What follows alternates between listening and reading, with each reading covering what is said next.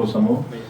Are కృష్ణన్న గారు గత 2 సంవత్సరాల నుండి బీసీల హక్కుల కోసం, వాళ్ళ రిజర్వేషన్ కోసం పోరాడుతూనే ఉన్నాడు. ఆయన జక్కన్ సంజయ్ అయిన ఫిలాస్ సెన్సెస్ కోసం, కులగణన కోసం, ఇక్కడ ఉన్న తమ్ముడు ఫీజు రియంబర్స్మెంట్ కోసం 300 కిలోమీటర్లు నడిస్తే కనీసమైన హాస్పిటల్లో పడితే చూడడానికి ఎవరు రాలేరు. కనీసం మహిళలు వేసుకొని నేను ఢిల్లీలో ఏఐసిసి ఇందిరాభవన్ ముట్టడికి పోయినా, నేను ఏఐసిసి మహిళలు వాళ్ళకి చెప్పట్లు కొట్టాలి. ఇక్కడ ప్రతి ఒక్కరు కూడా సాయిశ్వరాచారి బలిదానం తర్వాత మహిళలు వేసుకొని పోతే నెక్స్ట్ డే ప్రభుత్వం వాళ్ళ ఇంటికి పోయి పరామర్శించి ఏదో నామమాత్రంగా వాళ్ళకి ఎక్స్గ్రేషియా ప్రకటించింది, వాళ్ళకి ఏదో ఆర్థిక సాయం ప్రకటించింది. అంటే బీసీల కోసం చచ్చిపోయిన సాయిశ్వరాచారి కుటుంబాన్ని మీరు గుర్తించాలంటే మీ ఏఐసిసి ఇందిరాభవన్ ని ముట్టడిస్తే తప్ప వీళ్ళకి గుర్తొస్తలేదు.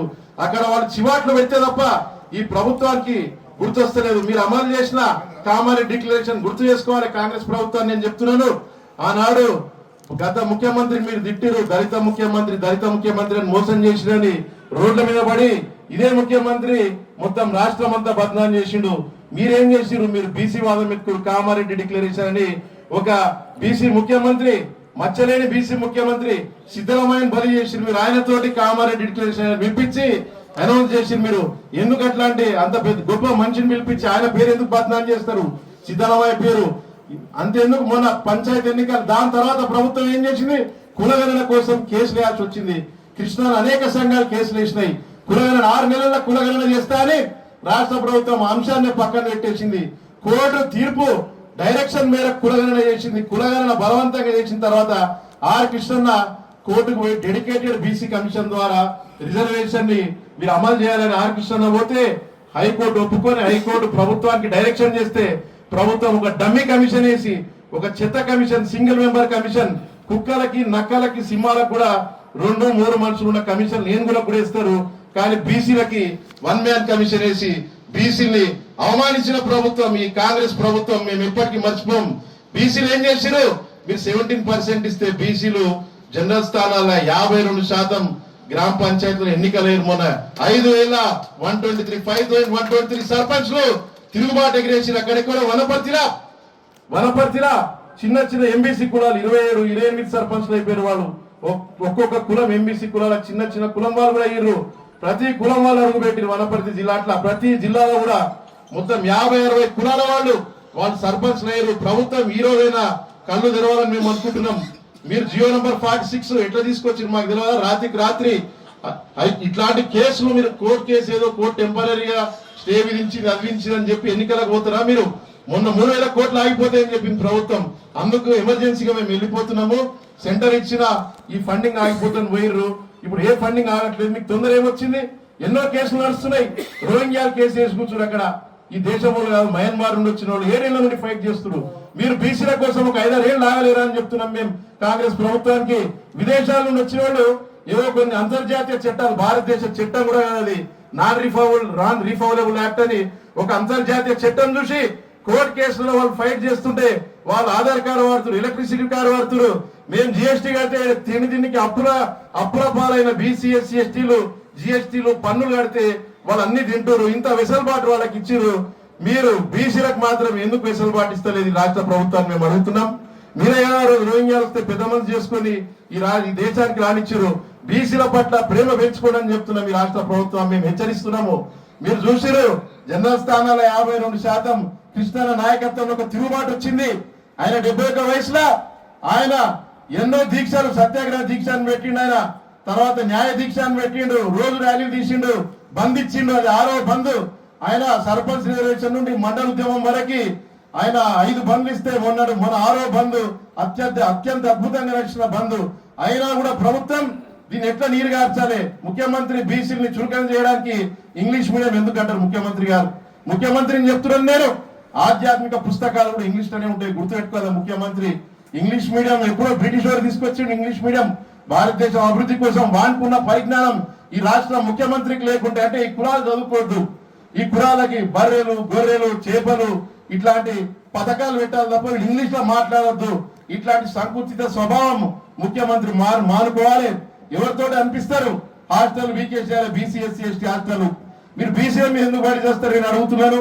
రాజ్యాంగంలో మైనారిటీల గురించి ప్రత్యేక హక్కులు ఉన్నాయి, ఆర్టికల్స్ ఉన్నాయి, ఆర్టికల్ 25 లాంటివి. వాటి గురించి మాట్లాడి దమ్ముంటే బీసీ పిల్లలు హాస్టల్ అయితే మీ బాధ ఏముందని నేను అడుగుతున్నాను. రాజ్యాంగ బద్దంగానే కదా హాస్టల్ పెట్టింది. ఎవరైనా కోర్టు కేసు ఫైట్ చేస్తున్నా హాస్టల్ బీకాలని ఇంగ్లీష్. కాబట్టి ప్రతి ఒక్కటి కూడా బీసీలకు సంబంధించిన దానిపైన ఈ రాష్ట్ర ప్రభుత్వం యుద్ధం ప్రకటిస్తుంది. అట్లనే ఈ local bodies, urban local bodies, municipal council, municipal ఈ కార్పొరేషన్ ఎన్నికలు ప్రభుత్వం ఎట్లాంటి చర్చలకు పిలుస్తారు, ప్రభుత్వం ఇస్తామంటారు, మళ్ళీ వెన్నుపోటు పడుస్తుంది ప్రభుత్వం. ఇట్లాంటి వెన్నుపోటు ధోరణి మీరు ఇచ్చిన 42% కామారెడ్డి డిక్లరేషన్ ఈ వైఖరి మీరు మానకుంటే ప్రభుత్వానికి హెచ్చరిస్తున్నాం. మొన్న పంచాయతీరాజ్ ఎన్నికలు ఎట్లయితే చూసిరో ప్రతి ఎన్నికల్లో తిరుగుబాటు చూస్తారు. వచ్చే ఎన్నికల్లో కూడా మీరు 70-80 మంది బీసీ ఎమ్మెల్యేలు చూస్తారని నేను రాష్ట్ర ముఖ్యమంత్రి హెచ్చరిస్తున్నాను. కోర్టు కేసు కోసం మీరు పోరాడండి. ప్రైవేట్ బిల్లు పెట్టమంటున్నాం పార్లమెంట్ లా. 99 మంది ఎంపీలు ఉన్నారు. మీరే కదా రోడ్ల మీద బీసీ అని తిరిగిరు. రాహుల్ గాంధీ గారు తిరిగిరు. పెట్టిన ఒక ప్రైవేట్ బిల్ కుక్కల కోసం, నక్కల కోసం, కుక్కల్ని హింసించొద్దని ప్రైవేట్ బిల్లు పెడుతున్నారు పార్లమెంట్ లా. జంతువుల కోసం ఉందా పార్లమెంట్? నేను అడుగుతున్నా ఈ రాష్ట్ర ప్రభుత్వాన్ని. మీ ఎంపీలు ఉన్నారు 60% బీసీ తెలంగాణలో. నార్త్ ఈస్ట్ గౌరవించినాం, మనం నార్త్ ఈస్ట్ గౌరవించినాం. షెడ్యూల్ 5 పెట్టినాం, షెడ్యూల్ 6 ప్రతి వర్గాన్ని గౌరవిస్తుంది. ఈ భారతదేశంలో మనం ప్రతి వర్గాన్ని గౌరవిస్తున్నాం. బీసీ ఎజెండా ఒకటే మిగిలిపోయింది. మేము సపరేటిస్ట్ ఉద్యమం పోరాడతలేం. ఈ దేశంలో ఒక వాటా కోసం మేము ఈ దేశంలో భాగస్వాములు మనం పోరాడుతున్నాం. మేము ఎక్కడో వాళ్ళు ఈ దేశం పాకిస్తాన్, బంగ్లాదేశ్ వాళ్ళు ఎట్లాంటి ఉద్యమాలు చేసి క్విట్ ఇండియా అప్పుడు మనకు తెలియదా? ప్రజాస్వామ్యబద్ధంగా ఎక్కడ కూడా హింసకు తావు లేకుండా ఆర్ కృష్ణ నాయకత్వంలో 52-53 ఏళ్ల నుండి ఉద్యమం చేస్తుండే ఎట్లాంటి పోలీస్ కేసు లేకుండా అంత సామరస్యంగా జరుగుతున్న ఉద్యమంలో ప్రభుత్వం ఏదో చులకనగా వీళ్ళతో ఏం చేతనైతుందంటే ముఖ్యమంత్రి బీసీ ముఖ్యమంత్రి అయ్యే వరకు కూడా ఆర్ కృష్ణ ఉద్యమిస్తారు. ప్రభుత్వం ఇప్పటికన్నా ఆర్ కృష్ణ ఏజెండా మీరు ఇచ్చిన హామీ ఏదైతుందో ఎట్లా అమలు చేస్తారో చేసుకోండి. ప్రైవేట్ బిల్లు పెడితే ఎవరు అడ్డుకుంటారు మిమ్మల్ని? మొత్తం మీ అలయన్స్ ఉంది కదా, 234 మంది ఎంపీలు ఉన్నారు కదా, ప్రైవేట్ బిల్లు పెట్టండి, ఎవరు అడ్డుకుంటారని చెప్తున్నా. మీరు ఇచ్చిన ఎజెండా అక్కడెక్కడ ఎజెండా లేని బీజేపీ కృష్ణ రిప్రజెంటేషన్ ఇస్తే కులగణన ఒప్పుకుంది. జాతీయ బీసీ కమిషన్ కి రాజ్యాంగ హోదా ఇస్తా అని చెప్పింది. వాళ్ళ అజెండాలు లేకుండా కృష్ణన్న ఇన్నేళ్ల మిగిలిపోయిన ఈ బీసీ ఎజెండా కృష్ణన్న రిప్రజెంటేషన్ల ద్వారా జాతీయ బీసీ కమిషన్ కి రాజ్యాంగ హోదా కోసం ప్రధానమంత్రి గారికి ఇస్తే వాళ్ళు ఒప్పుకురు. వాళ్ళకి సభ కూడా పెట్టినాం. సోదరులు వచ్చిన విలేకరుల సోదరులు రాజ్యాంగ హోదా కోసం సభ పెడితే ఒక 5-6 సంవత్సరాల క్రితము విలేకరుల సోదరులు వచ్చి భారీ ఎత్తున కృష్ణన్న 1000 మందిని పిలిపించి అభినందన సభ పెట్టిరు. కులగణన దేశ చరిత్రాత్మక నిర్ణయం కులగణన అన్నది. ఆర్ కృష్ణ సుప్రీంకోర్టులో కేసు వేయించిండు, ఫైట్ చేస్తుండు. ప్రభుత్వం గుర్తించింది, కేంద్ర ప్రభుత్వం. కాంగ్రెస్ పార్టీ చెప్పాలి, మీరు ఇన్నేళ్లలో ఒక వైట్ పేపర్ రిలీజ్ చేయండి, ఏం చేసిరో బీసీల కోసం. అజెండాలు లేని వాళ్ళు బీసీలకు అందిస్తున్నారు. మీరు ఈ చిన్న రాష్ట్రంలో తెలంగాణలో సామాజిక తెలంగాణ రాజులు, శూద్ర రాజుల నుండి ఈరోజు 60% బీసీలు మీరు జనాభాలకు ఇచ్చినా కూడా మేము పెద్ద మనసు చేసుకున్నాం. 61% బీసీలు మీరు 56% చేసినా కూడా మేము క్షమించి వదిలేస్తున్నాము. మీరు లెక్కలు తప్పు చూపించారు, కులగణను బద్దాన్ని చేసిరు, అయినా కూడా పెద్ద మనసు చేసుకొని మేము క్షమించినాం. ఇదొక్కటి మాత్రం బీసీని దృష్టిలో పెట్టుకొని మీరు రాష్ట్ర ప్రభుత్వం 42% అమలు చేయాలి. లేకుంటే మరొక ఉద్యమం మేము మొదలు పెడతాం. ఈ రాష్ట్రంలో ఎట్లయితే జీపీ ఎన్నికల, గ్రామ పంచాయతీ ఎన్నికల కృష్ణన్న ఉద్యమించారు, ర్యాలీలు, దీక్షలు, అదే ఉద్యమం మొదలు పెడతాము మేమని ప్రభుత్వాన్ని హెచ్చరిస్తూ ఉపన్యాసం విరమిస్తున్నాం.